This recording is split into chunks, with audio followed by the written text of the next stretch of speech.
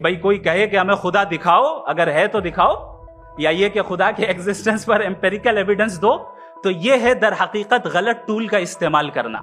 ये ऐसा ही है कि जावेद साहब मुझसे ये मुतालबा करें कि मुफ्ती साहब आप मेटल डिटेक्टर के जरिए प्लास्टिक डिटेक्ट करके दिखाएं। कोई ये तो बहुत ही अहमखाना बात होगी कि कोई आदमी कहे साहब अगर खुदा है तो मुझे दिखाइए।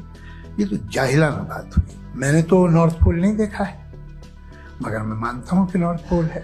अगर आज हमारे जावेद अख्तर साहब ऐसी कोई अकली दलील और लॉजिकल एविडेंस दें खुदा के ना होने पर जो डेफिनेट भी हो, तो मैं ये ऐलान करता हूं कि यकीनन मैं उस एविडेंस को कबूल करूंगा और उस पर गौर करूंगा। जो मजहब मांगता है, हर मजहब फेथ मांगता है। फेथ का मतलब ये है कि ना कोई गवाह हो, ना कोई सबूत हो, ना कोई रैशनल हो, ना कोई लॉजिक हो, ना कोई प्रूफ हो, मगर तुम एक बात को मानो।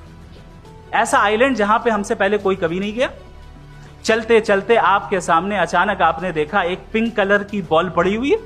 सबसे पहला सवाल आपके जहन में क्या आएगा कि ये बॉल यहां क्यों आई, कैसे आई, ये पिंक कलर की ही क्यों है, कोई और कलर भी हो सकता था। नेचुरली आप इस तरफ पहुंचेंगे कि कोई ना कोई है जिसने इन स्पेसिफिक प्रॉपर्टीज के साथ इस बॉल को बनाया है और यहां पे रखा है। हर मजहब आपसे एक चीज मांगता है, फेथ। ये फेथ क्या चीज होती है? दुनिया का हर मजहब फेथ पे टिका है, और फेथ का मतलब है एक ऐसा यकीन जिसका कोई सबूत, कोई गवाह, कोई रैशनल नहीं। सारे मजहब सब जानते हैं ये दुनिया कैसे बनी थी, कैसे मिटेगी, मरने के बाद क्या होगा, इनको सब इल्म है। इनको किसी को डायनासोर होते थे पहले ये नहीं पता था, किसी को नहीं पता। और सज्जनों, डज गॉड एग्जिस्ट? इस सवाल का जवाब सब अपने अपने तहीं खोजने की कोशिश कर रहे हैं।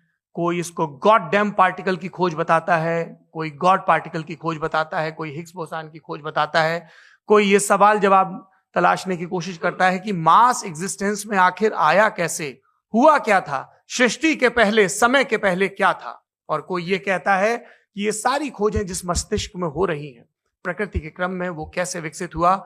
मैं उम्मीद करता हूं कि हम आज इन बुनियादी सवालों के कुछ जवाब हासिल करने में कामयाब हूं। मैं सबसे पहले मंच पर आमंत्रित कर रहा हूं मुफ्ती शमाइल नदवी साहब को। आइए सर जी।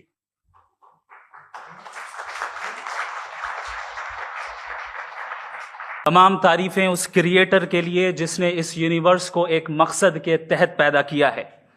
रिस्पेक्टेड जनाब जावेद अख्तर साहब, मिस्टर सौरभ द्विवेदी, और respected audience, thank you all for being here today.